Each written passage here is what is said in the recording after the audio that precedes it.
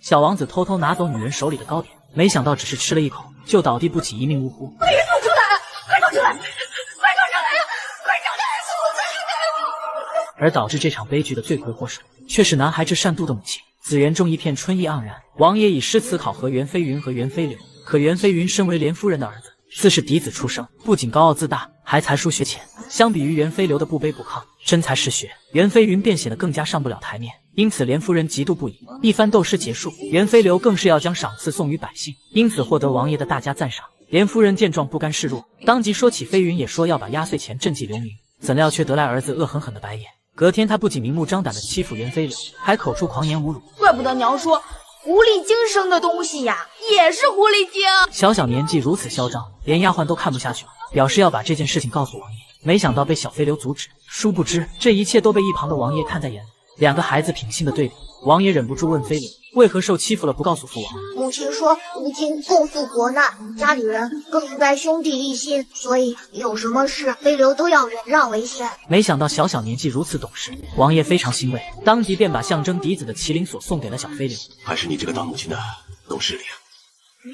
可此事被连夫人知晓后，本就嫉妒的她，此刻就更是疯狂，竟然生出了毒害的心思。她让丫鬟找出刘管家生前留下的剧毒，扬言自己是当今圣上的遗母，死一个庶出的孩子，就算是王爷也不敢拿他怎样。可他万万想不到，这毒辣的计谋竟被暗处的司马爵听到。然而连夫人为置飞流死地，居然做了两手准备。她先是假装关心，说飞流脸色不好，要把自己儿子的参汤让给飞流喝，却被锦绣以儿子上火为由拒绝了。因为来之前，锦绣曾收到一个神秘纸条，让他不要喝荣宝堂的所有参汤。本以为拒绝对方就完事，可连夫人又让丫鬟拿出下有剧毒的绿豆糕，没想到再次被锦绣以儿子长虫牙为由拒绝。眼看两人僵持不下，袁飞云却在此刻跑了过来，称他不愿意把糕点给飞流吃。连夫人生怕儿子坏了自己的好事，竟然要强制性执行，把公子带过来，给他吃。既然孩子不想吃，就别让孩子吃，我看他很想吃，给他吃。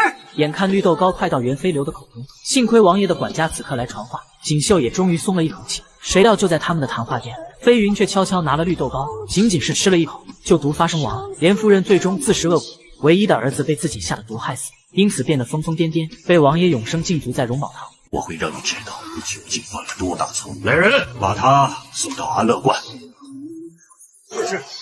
锦绣明明已经得到王爷的原谅，为什么又受到王爷的处罚呢？原来锦绣受王爷之令，本是想不用一兵一卒将姐姐安全带回，可没想到等他赶到目的地，袁飞白却告诉他姐姐已经死了，因为王爷给袁飞白下了捕杀令，称花木槿委身于段世子，侮辱袁家名声，死不足惜。紧接着，袁飞白又拿出花木槿的一撮头发给姐姐，虽不见姐姐的尸首，但锦绣却深信了这般事实。一气之下，不顾身份剑指袁飞白。可终究理智战胜了愤怒，锦绣不甘心地扔下长剑，以袁飞白撕掉袁家军和南国交战为由，将他押回紫云复命。然而王爷似乎并不相信袁飞白会亲手杀了花木槿，在明知他身上有伤的情况下，还将袁飞白关进了地牢。相比之下，王爷对锦绣的做法却很满意，他不仅当即解除了锦绣的禁足，还让他搬回东归王。可对于锦绣而言，自己唯一的亲人姐姐不在了，他只想为她守候，重回小北屋寻找姐姐的回忆。看着曾经姐姐住过的地方，往事一幕幕浮现在锦绣脑海。可他哪里知道，袁飞白为了花木槿不被父王追杀，只是割掉他一撮头发，然后对外谎称花木槿已死。其实他忍痛已经把花木槿托付给段氏，而不知情的锦绣还以为袁飞白就是杀害姐姐的凶手。你也去死吧！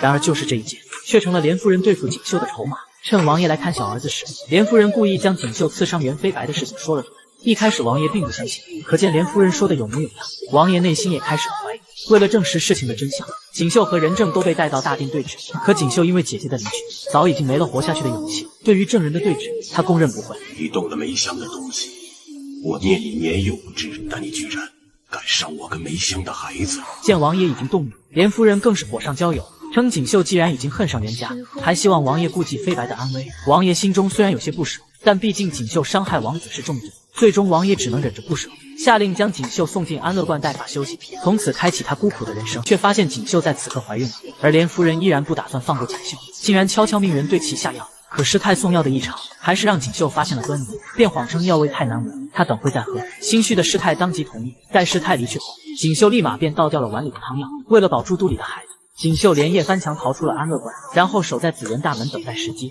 见王爷等人越来越近，锦绣狠心将自己扎伤，用一招苦肉计成功获得王爷的原谅，也因此他再次回到了紫园。几年后，锦绣的儿子终于可以打酱油了，但连夫人竟然还是不想放过他。去把鲁延生生前的旧物给我找出来。